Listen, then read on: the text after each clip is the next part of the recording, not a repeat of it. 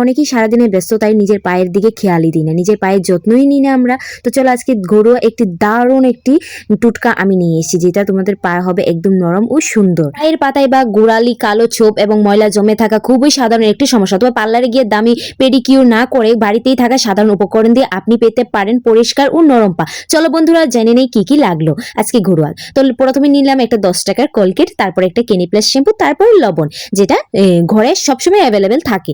তো আমি এই তিনটি উপকরণ দিয়ে আজকে পা পরিষ্কার একটি রেমেডি আমি বানাবো। তো এখানে নিয়ে নিলাম গরম জল, একদম গরম জল নিতে হবে।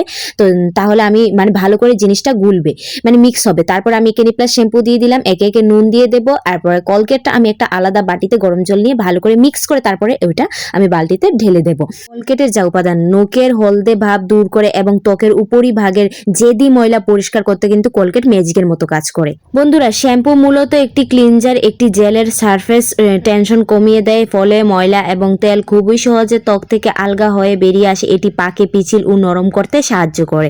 শ্যাম্পু বন্ধুরা লবণ একটি প্রাকৃতিক এক্সফোলিয়েটর, একটি পায়ের মৃত চামড়া ঘষে তুলতে সাহায্য করে। আমার পায়ের অবস্থা কিন্তু একদমই খারাপ, তো আমি গরম জলে বালতিতে পাটা 30 মিনিটের মতন ভিজিয়ে রেখেছিলাম। আমার জলটা একটু গরম আছে, তোমরা একটু ঠান্ডা হলে পাটা 30 থেকে 40 মিনিট ভিজিয়ে রাখার চেষ্টা করো, তাহলে ময়লাটা অনেক আস্তে বেরিয়ে যাবে।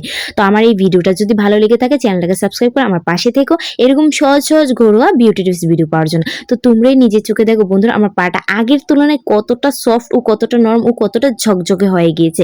এই রেমেডিটা তো আমি আবারও ইউজ করব। তো তোমরা সপ্তাহ চাইলে এটা 4 থেকে 5 দিন ইউজ করতে পারো, যে কোনো টাইমে।